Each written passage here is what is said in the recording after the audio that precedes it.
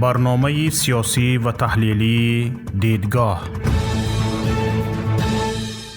السلام علیکم تماشابینان محترم ما و شنوندگان بنهایت گرامی رادیو پیام.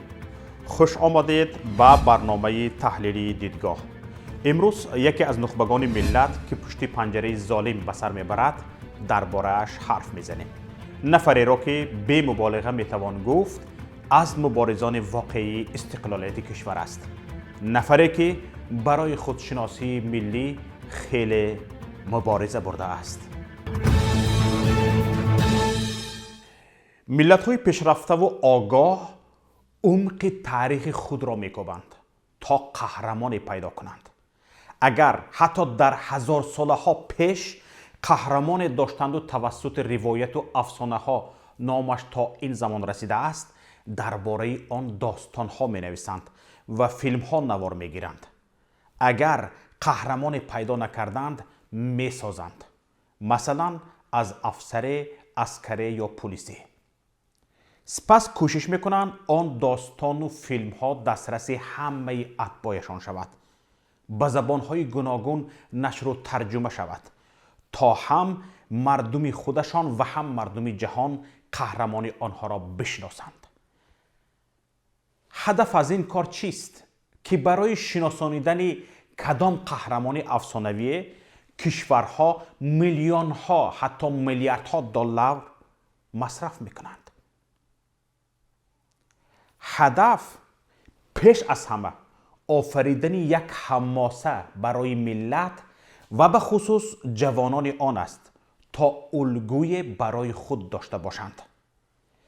در صورت موفق شدن این طرح احساسات جوانان انگیخته می شود، حس جسارت و تندرستی صداقتشان بالا می رود و کوشش می کنند در هر کار پیروی آن قهرمان ملیشان باشند. همچنین بودن یک قهرمان عمومی ملت را به هم می آورد و اطراف آن جمع می سازد. ملت حداقل یک نقطه خواهد داشت که افکاری همه درباره آن یکسان است و می تواند عامل وحدت شود. ترجمه و نشر آن در بیرون افکار جهانی را درباره این ملت تغییر داده آن را چون ملت قهرمان آفر می شناساند.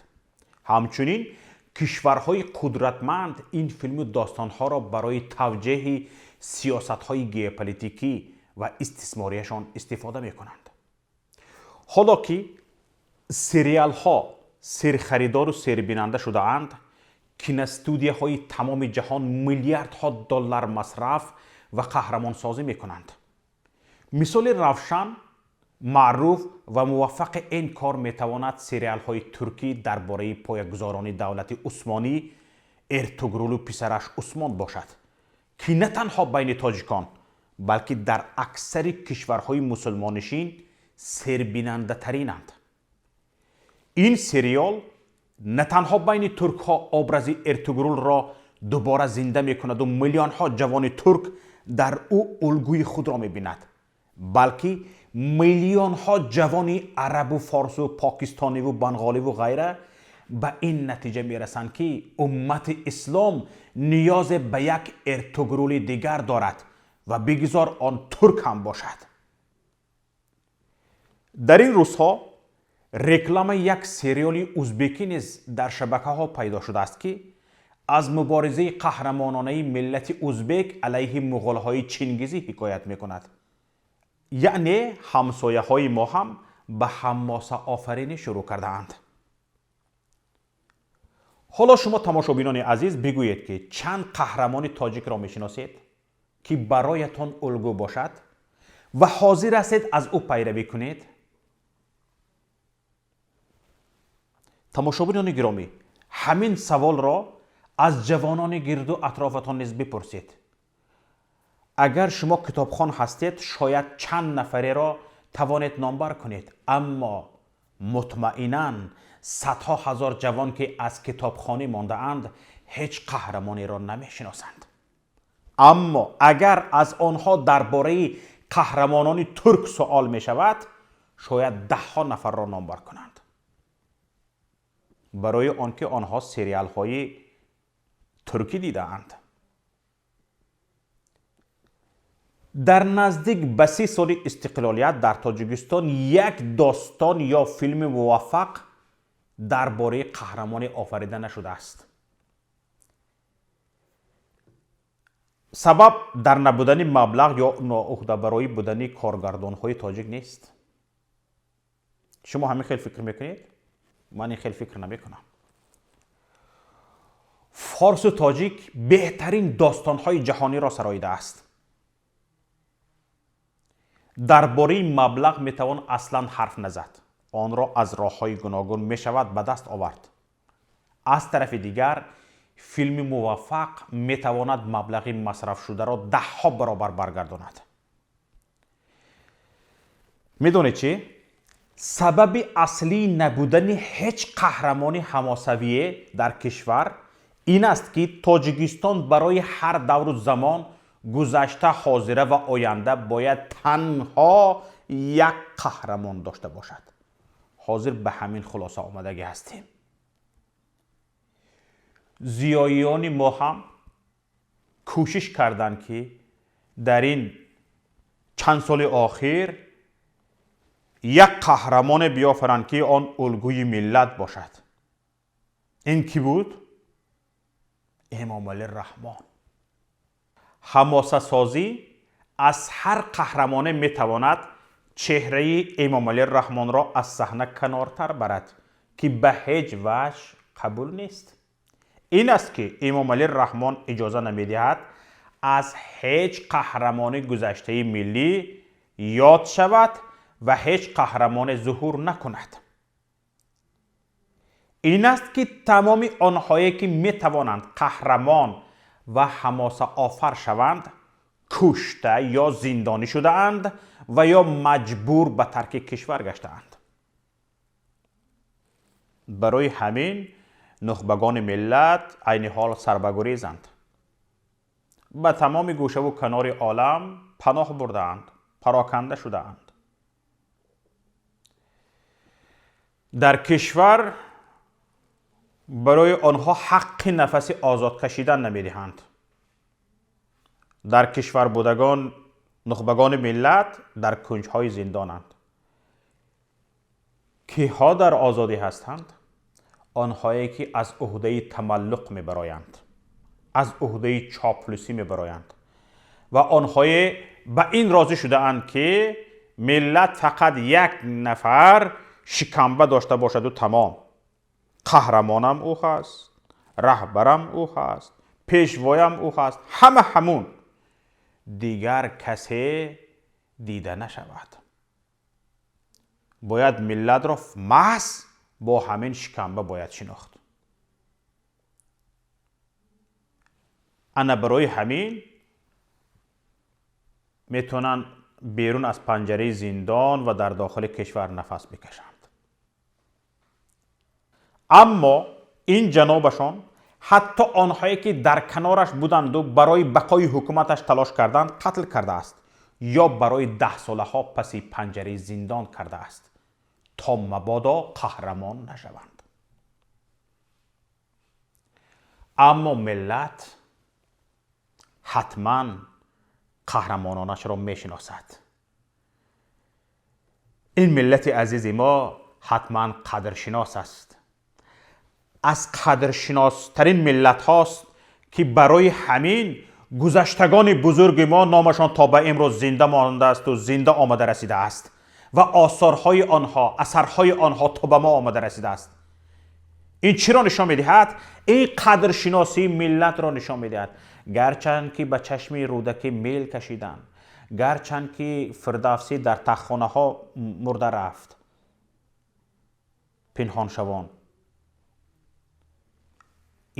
لیکن ملت آنها را گرامی داشت. نام این قهرمانان زنده ماند.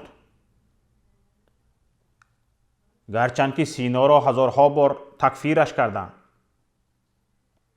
نامش زنده ماند، اثرهایش زنده ماند. این ملت ملت قدرشناس است. تاریخ یاد ندارد که مثل انا همین ملت ما ملت قدرشناس وجود داشته باشد. برای همین این نقشه هایی که امروز از یک شکمبه میخواهیم ما نمونه ملت تراشیم، همه برباد خواهد رفت و برگشته باز ملت قهرمانان خود را دریافت میکند. یکی از چنین قهرمانان که هر ملت اگر او را می داشت حماسه زنده می ساخت و قهرمان ملیش می خواند و در هر محفل بالاگذر بود، امروز 63 ساله شد. محمد علی حییت، سابق افسری گریو SSR که شخصی احمد شاه مسعود را از ترور نجات داده است.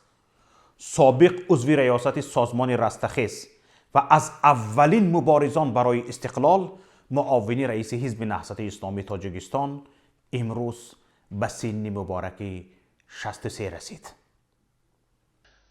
اگر حزب‌های دیگر به خصوص حکومت و حزب حاکم میخواهند که نقش و آبرو و حیثیت حزب نهضت را کم رنگ نشان دادنی شوند، پس روی به مردم تاجیک بیارند. مردم را با جای کار، نفقه، معاش خوب، گرمی، زندگی، حقوقهایشان را بدهند. آنگاه مردم از آنها جانبداری خواهد کرد و با آنها رأی خواهد داد. در غیر صورت خیانتی که طی بیش از 20 سال حکومتداران ما و حزب حاکم در راستای تقلب انتخابات ها کرده است نابخشیدنی است و این ملت نخواهد بخشید. سهمی که خب کمیسیون نظارت بر آتش بس، هیئت بلندپایه سیاسی و نظامی، کمیسیون خب زیرکمیسی نظامی در مجموع کمیسی آشتی ملی انجام داد، خیلی نظررس است و نشاید که در وسطای اخبار عامه خب تنها یک طرف یا یک نفر که عادت شده است وقتهای اخیر یک نفر تعریف شود، تمجید شود و در هر نشست و برخاست بخصوص جشنهایی که داریم یا بخصوص جشن وحدت ملی، خب بعضی حادثه های سال 92 و غیره غیره رو به نمایش میگذارن و طور قلمداد میکنن که گویا دو گروه به هم جنگ کرده است و یک نفر بخصوص پرزیدنت امامعلی رحمان آنها را آشتی دارنده است. درست سهم اون به اندازه زیاد است چون رهبر کشور بود، ولی سهم طرف دیگر رو باید نادیده نگرفت. سهم کمیسی آشتی ملی که آنها خون جگر خوردن، من مثال هیچ وقت تقی رحمانوف یادم نمی رود. هم کمونیستی سرسپرده اگر تقی رحمانوف نمیشد مثال در مرز، اگر اون بمب یا که مینه‌ای که روس‌ها گذاشته بودن میترکید و گروه جنیدالله ستار و چند نفر دیگری که با 153 نفر در اون برجه اگر از بین میرفتن صلح نمیشد. ما همگان یاد داریم که فتنه انگیزی از کی شروع شد. من صراحتاً میگویم که فتنه انگیزی از ملاقات رئیس جمهور با علما و پرت اکتیو حزب خلقی دموکراتی شروع شد. ما طی این سالهای اخیر که اینقدر فشار بالای ما آمد، ما پرخاشگری نکردیم، ستیزجویی نکردیم و تنها در چهارچوب قانونهای موجوده و سرقانون کشور با آداب و اخلاص اسلامی فعالیت داشتیم و انشاءالله در آینده خواهیم داشت. در اومدیم علاقه پاکونی زور و امنیت شدگی بود. ادرکی شورا همین که شورا کرد قفیدن مالا همین قفیدن زمین زیر کرد کشولا کرد. وقتی همین سیزو در آوردم پیش یعنی اوجایی که وای میمونن که تلفن ها میمونه منم کنجا تلا کردم کنجا رو باید شاتت زدم نگه سرکاریاتش من میدونم کی زد. خوب بعد در آوردم اون در جا هست بعد اونجا در زدم کردم اونجا در آوردم پولا ما گرفتن رینه ما گرفتن. آنهایی که محمد علی حییت را میشناسند او را از نادرترین افراد جوانمرد، دلاور و صادق میدانند. تنها قهرمانیش در نجات دادن احمد شاه مسعود از ترور ارتش شوروی با به خطر گذاشتن جان خودش کافی است که نه تنها مردم تاجیکستان بلکه مردم افغانستان نیز او را چون قهرمان شناخته و قدردانی نمایند. حالا بیایید به شناخت وکیل دفاع جمشید یارف گوش میدهیم. باور این چنین انسانی بود که خیلی هم کم است. ما در رفت کار هم در در همین قدر مدتی که زندگی کردگیم در عالم چنین آدما رو ما کم دیدگیم. باور میکنید این یک خاطره مستحکم داشت که برای وی کوفتنی صحیفه و نشان دادی یگون کس یگون شاهد یا که اشتراکچی پرونده را مثال خیلی آسان بود برای وی یافتن. بسیار آدمی دانا بود، زیرک بود، بسیار چیزها رو میدونست، جهان دیده بود.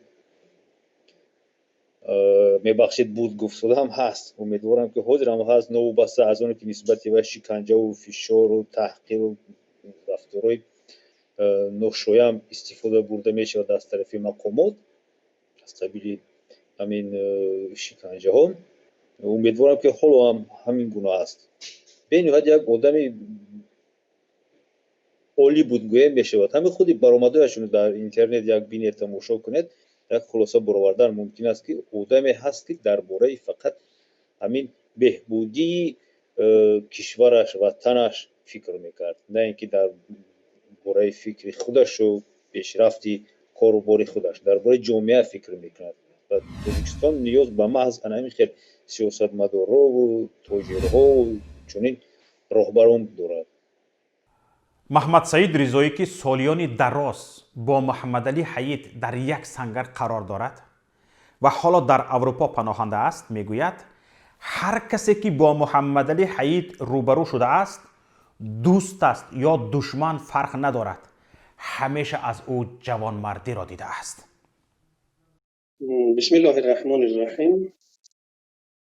خب دیگر برادر ما محمد علی حیید امروز صدروز دارند و همگان میدونن که متاسفانه ایشان با مهلتی طولانی یا اینکه عمرباد پشت پنجره ظلم و ستم قرار دارند.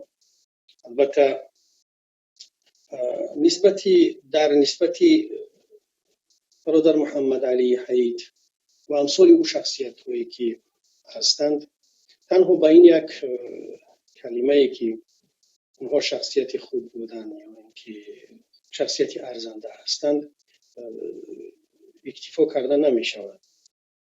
واقعا یک شخصیت را اون وقت میشناسی که اگر همراه او باشی، در سفر باشی، در یک حرکتی باشی، در یک گروه باشی، خب پس اون را درک میکنی.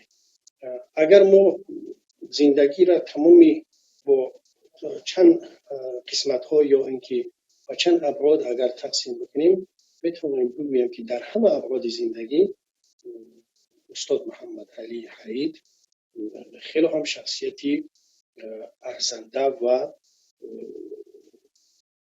لایقی بودن، در واقع شخصیت بودن. اگر ما نظر بکنیم من این را از اون میگویم که با استاد محمد علی حیید از همون وقتهایی که گردی همایی هایی که به خاطر استقلال و استقلالیت تاجیکستان بود شناسایی داشتیم. در اون منبرها، در اون تظاهرات همراه بودیم و یکدیگر را خوب درک کردیم و از اونجا آشنایی پیدا کردم. پس چنین درک کردم که برادر محمد علی حیید ابتدا از پیوستنش در خدمت عسکری دوره که اتحاد جماهیری شوروی بود یا اینکه کار کردنش در قسمت‌های مخصوصی امنیتی. البته اون وقت اتحاد شوروی برای ما وطن حساب میشد. کار و فعالیتش از اونجا شروع شدن. بعد از اون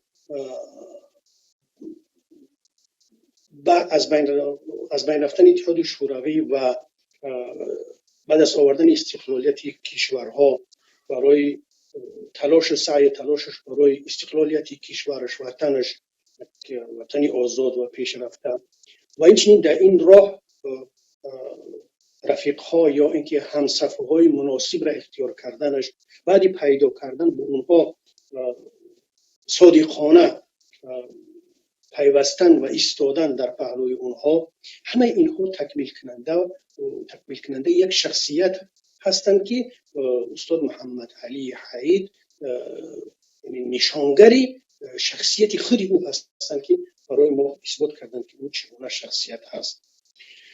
واقعا همون گونه که من گفتم،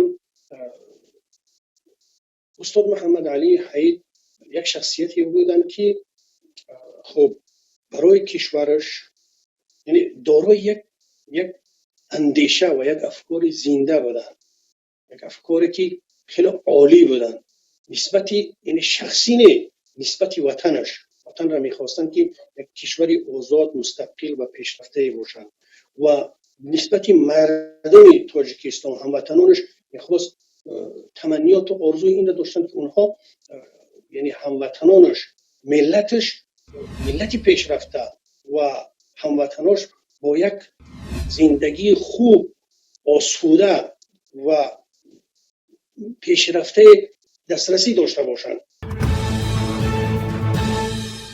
تماشابینان گرامی، اینجا نهایت برنامه امروزی ماست. تا فردا، الله نگهدار.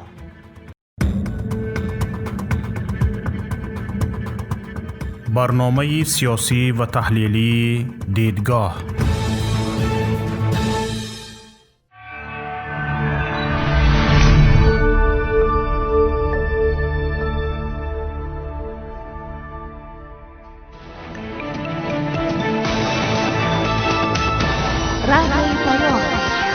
در فضای سیاست صدای جدید. رادیوی پیام. علم، فرهنگ، نوید. رادیوی پیام. مشورت، بحث، گفت و شنید. در تمام دنیا روی رسانه اینترنتی رادیو پیام .net